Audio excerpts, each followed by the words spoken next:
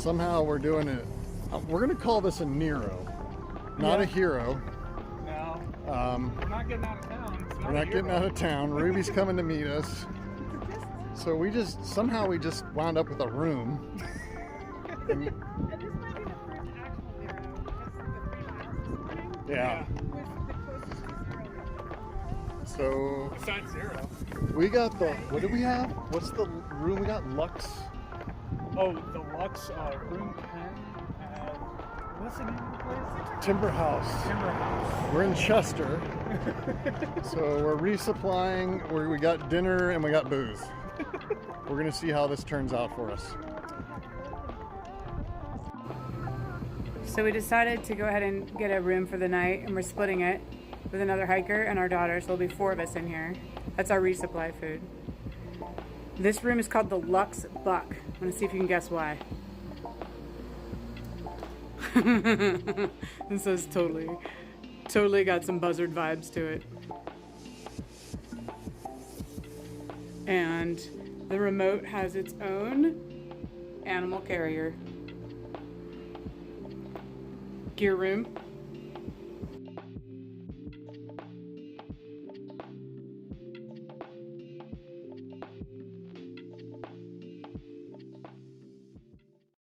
All right. So Ruby brought me a new hat. Thank you, Dave, for sacrificing. This one, though, has made it over halfway. It's been killed. Blood stains, salt stains, the brim is coming apart, so we're going with a new one. Are you doing a hat review? I am doing a hat review. This Rainier's baseball team hat held up really, really well, but it's time to let it go. Let it go. Let it go. No, we've already done that. We've already done that quote. Done that one. Okay. All right. Bye-bye, Rainiers. All right, back on trail. We got the ATAF with us again. Woo! Also got our daughter Ruby, and we're out of Chester and heading towards Lassen. So we had a really cool interaction with the Trail Angel, Eric from Collins. It's a private, family-owned timberland managing, timber-owning group, and this is their Park 40. So what he told us about, the Pacific Crest Trail goes right through it. On this side over here was managed to resemble what the Forest Service manages, which is a no-touch, leave-it-alone type canopy. And then on this side is their management style, which is selective harvesting. On this kind of climate or ecosystem, selective harvesting is really cool because they come in and it's uneven aged management, would be one of the terms. So they come in and they get big and small logs out of the forest and they leave a bunch here, and there's seed trees everywhere. You can see that's a giant sugar pine with cones on it. It's really neat.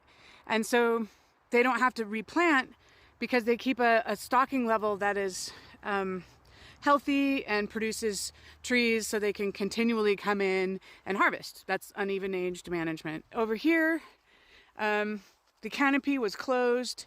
Prior to the Dixie Fire, the stuff underneath wasn't there. This whitethorn bush was not here, just simply because it shaded it out. Actually, on both sides, the whitethorn wasn't as prevalent, but there was still an understory with brush and more diverse shrubbery.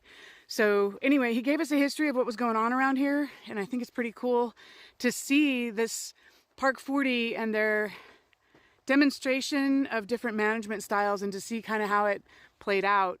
It is of note that this part of the Dixie Fire was the most intense of the burn in terms of heat and I don't know how rapid it went through. And so if these trees stood up pretty well in the intensity that was here, then I think that's a pretty good indication that this management system was going pretty well.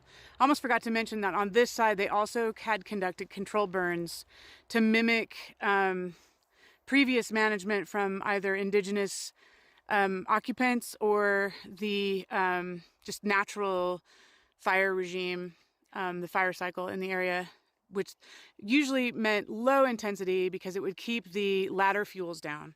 Anyway, so forest fire lesson over. Just wanted to share what we learned from the manager of the land that we're walking through, because it's pretty interesting, and that way we're not speculating. We actually have it from the source. I'm just stopping here real quick because I want to talk about what's over there versus what's here in the foreground. So when the land managers want to come back in and reforest, it's hard to get things to grow in here, and your planting crew doesn't want to walk around in this. So first step is to immediately see if we can salvage log. You have about a 2-year window before the trees start to rot or have bug infestation. So step 1, salvage logging. The trees are, they get killed by the fire, so the mill takes them. Then they come in and they'll do an herbicide spray if needed. Like if there's something here, they'll whack it back with a specific herbicide to kill the underbrush. And then they'll come in following that and with some machinery, and they'll macerate it, work it back into the ground. Then to protect that cleared space, if needed, they may put down a pre-emergent. Sometimes that's optional. It doesn't always happen. And then they plant. And you need kind of a 2-year window to get the seedlings ready. And they have crews that come out and hand plant. And the hand planting that they did in this area, Collins alone, was like in the millions of trees. And they're almost done. So this is a 5-year-old fire scar, and they are finally and almost finished with their replanting following the burn. And they replant with the species that were here. They'll do white pine, ponderosa pine, or Jeffrey pine, depending on what was prevalent in the elevation, to mimic what was here before. So I just wanted to show the difference between an area that was given some site prep and replanting versus an area that hasn't been treated in that manner. And the difference of basically the timing. Eventually a forest will come back here. The trees can grow through this. It just takes a lot longer to reset.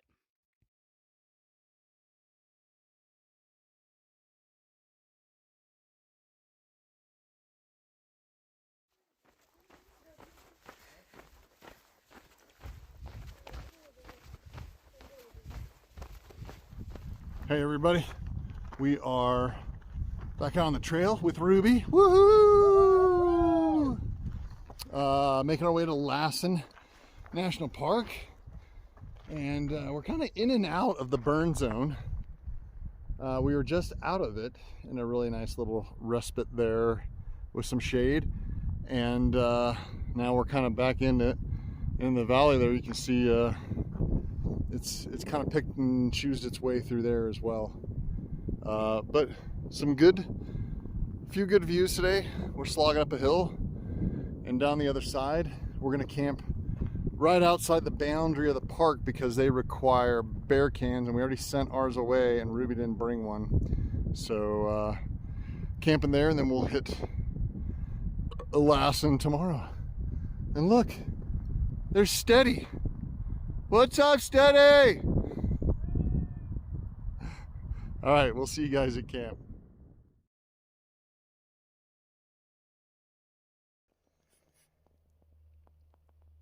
Good evening.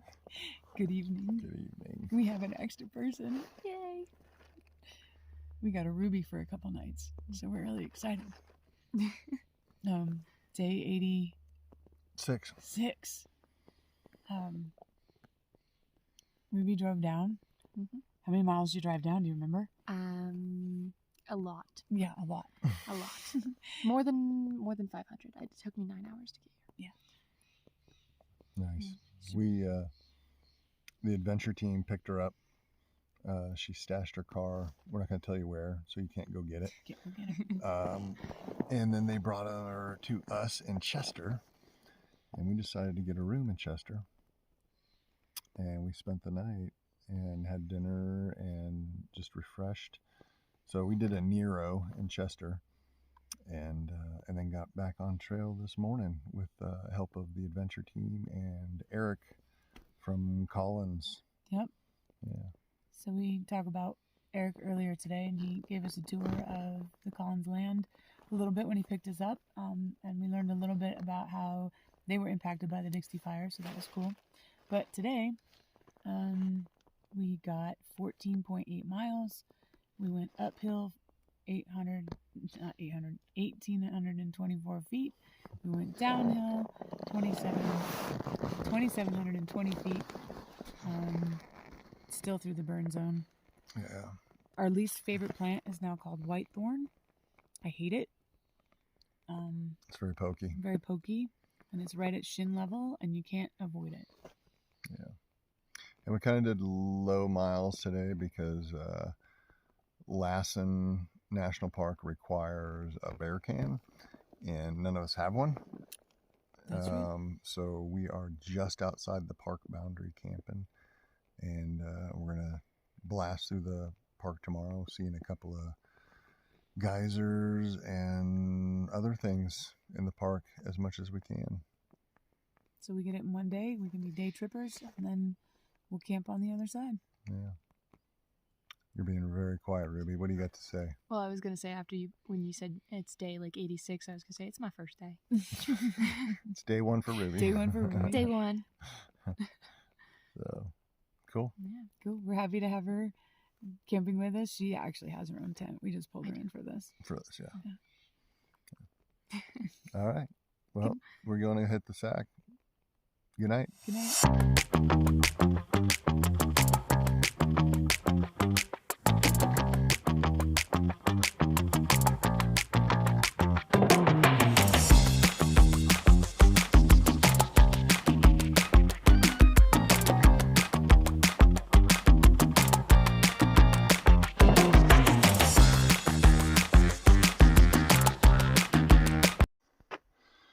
Kind of missed the sunrise, but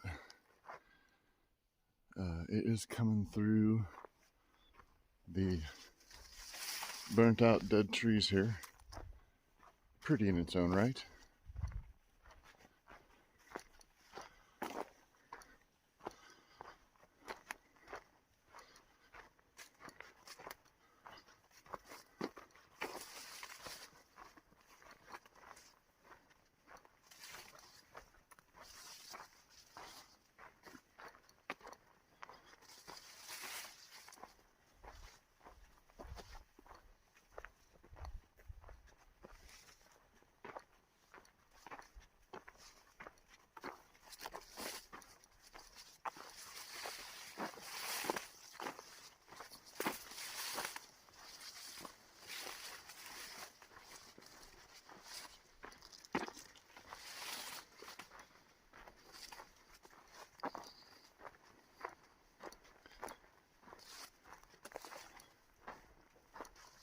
Coming up on Terminal Geyser.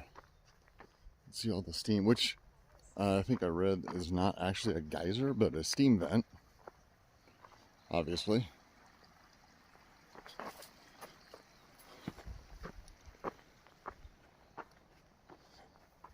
Check this guy out.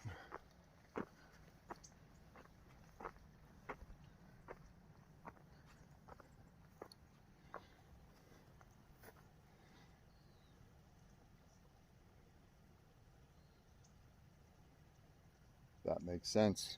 I'm gonna do it.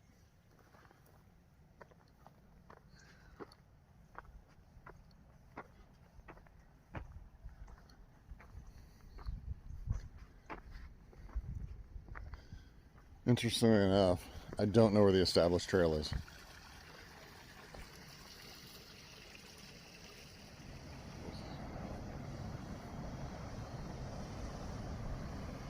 Pretty cool.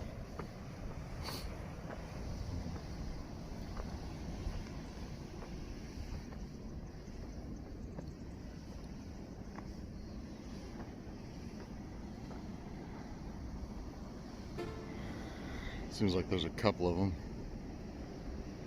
Areas where the vents are coming out.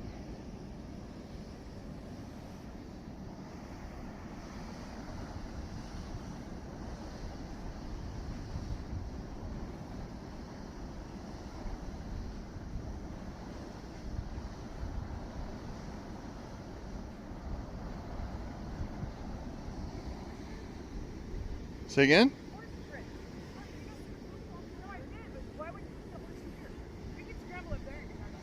I think so.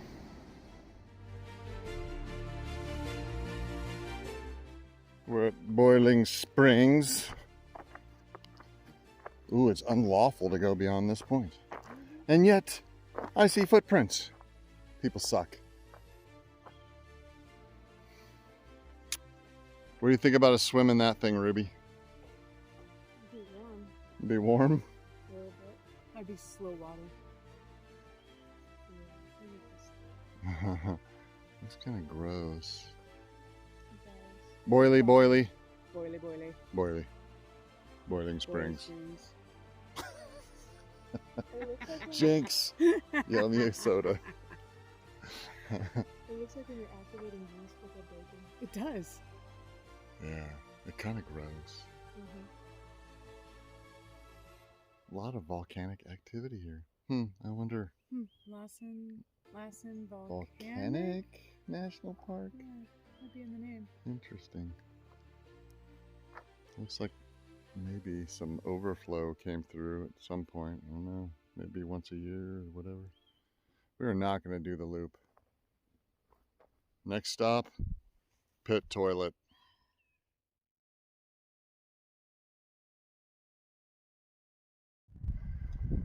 Climbing out of, well, not out of Lassen, climbing out of the valley there. You got the Drake's Pad down there, the campground, and we just came from over there and over the top of those mountains. Now we're just climbing up this one. Going to, what lake are we going to? Twin Lakes. We're going to Twin Lakes for some lunchtime swimming. And a swale. Another water source, but apparently harder to collect, being as it's like a swampland. We got this cool little walkway. And I think there's another one up here. Not too much farther, maybe 3-ish miles, 3.5-ish miles to our lunch spot at the lake.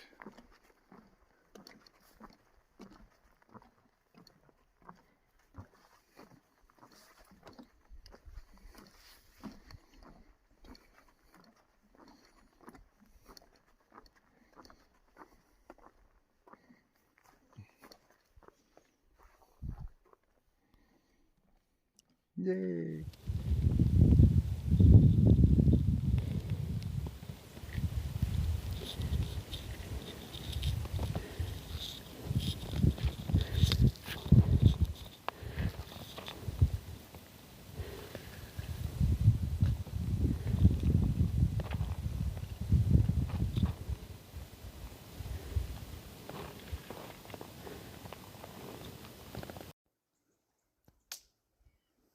Do I have to drink pee? No. But it's sterile and I like the taste.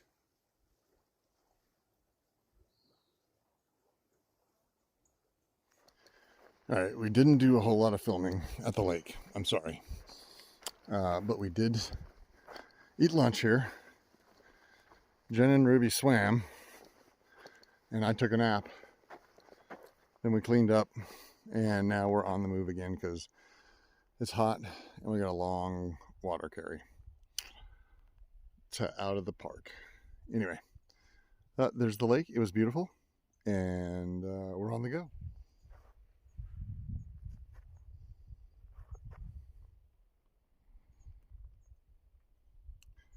Over in the north part of the park now. We're east of Mount Lassen right there, and just walking through more of the fire. I think Ruby's probably rethinking this section that, well, I won't say she chose it. It was one of those things where that it was the only timing that worked out before she went back to school. But not a great section to come hike with us here. It's very exposed. It's been hot the last few days. And although there are some pretty views, Not as many as, or even close to the Sierra and some of the other ones we've seen. But it's still kind of a cool park to come visit.